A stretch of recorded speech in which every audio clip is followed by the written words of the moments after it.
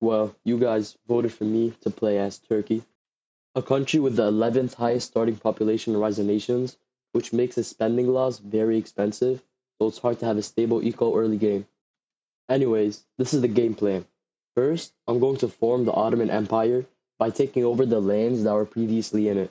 After, I will prepare a huge army and start my attack on Europe. This is a perfect plan. It's not like Albania, Serbia, Hungary, Cyprus, Egypt, or Iraq are going to be players, right? Once I loaded in, I started off by justifying on Greece and Syria so I could work on capturing both the European and Middle Eastern lands I needed. Almost instantly, both Albania and Serbia sent me ally requests, and I didn't even know that they were players. So when they sent me the ally request, I started to focus more onto them. Cyprus was also a player, so I made some tanks to try and take him over. Once my justification ended, I instantly sent over my tanks to try and take over his mainland. I also justified and declared on Albania, who was allied to Serbia. Hungary was taking over Serbia, so I started justifying on them as well. Iraq was AI when I justified on him, but he became a player later, so I sent some more troops over to him. I also declared on Hungary, who had left and got tank tech after I justified on him. This AI Hungary player must have been the hardest war I've played since I started Rise of Nations. His tanks were on maneuver, and they had tech as well, which made it extremely hard to defeat. I don't need Hungary to form Ottoman Empire, but he pieced Serbia and still took 2 cities from him, which meant I needed to take him over his entire country just for those 2 cities. I also had to declare on Egypt because he had land that I needed to form, and I kept sending him peace deals to just take the land I needed, but he kept declining until he full scorched and then he accepted the deal.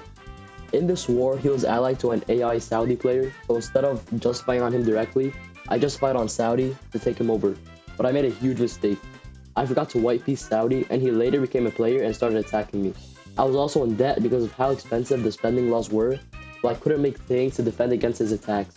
I later had to accept a print money event, which I usually would never do, as there's a chance you can get hyperinflation, which then ruins your entire economy for a long time. After I got money from the event, I started to counterattack Saudi, and then he decided to accept my white piece. At this point, I had finally defeated Hungary's tanks, so I took him over and then formed the Ottoman Empire. So the first part of the plan is done. I successfully formed the Ottoman Empire, even though I had a bunch of challenges in my way, and I also got Quantum, so I rushed tech so I could have a stable eco before taking over Europe. After I had a good eco, I decided that it was time to build up my army, and I went into infantry tech and started preparing to attack Algeria, who had expanded into Europe. I noticed that Algeria was making a large stack of attackers, so I made an even bigger stack of fighters, and I guess that he had the same idea as me, as he ended up to be the one declaring and sending 4,000 tanks, but this was a huge mistake on his part. My infantry instantly destroyed his 4,000 tanks, which was the only army he had, and this is Rise of Nations, so if you lose one battle, you have to full scorch, which is of course what he did. After he did full scorch, I decided my next target would be Finland, who had a massive empire with over a 400 million population, which was mainly in Africa.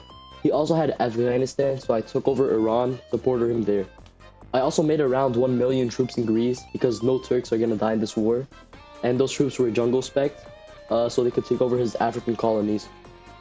After I was finally ready, I sent a couple of destroyers and infantry down to South Africa, which was where he got most of his resources, and then I justified on the Netherlands, which he was allied with and was also AI, in order to attack him. And I took over his capital pretty easily, but he did keep on fighting.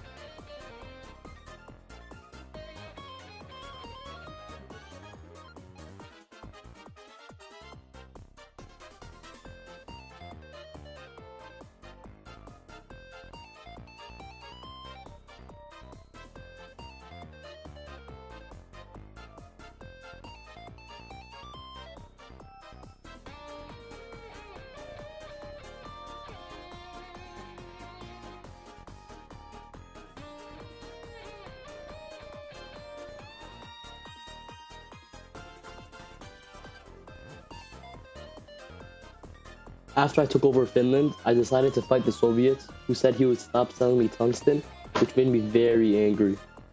I instantly rushed into Moscow, which I took over pretty easily, and I was going to show mercy if he wanted to keep playing, but in the end, he decided to just leave. My next victim was the US. I sent 6 million troops to him, and started by marching into Washington. And then after I successfully took it over, I started to auto capture.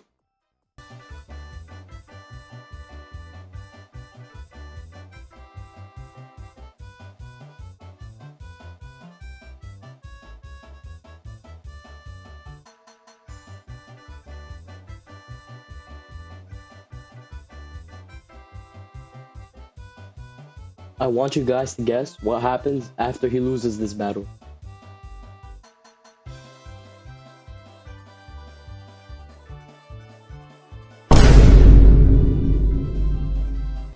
Thank you guys for watching. Make sure to subscribe or else everyone that you play against is gonna full scorch.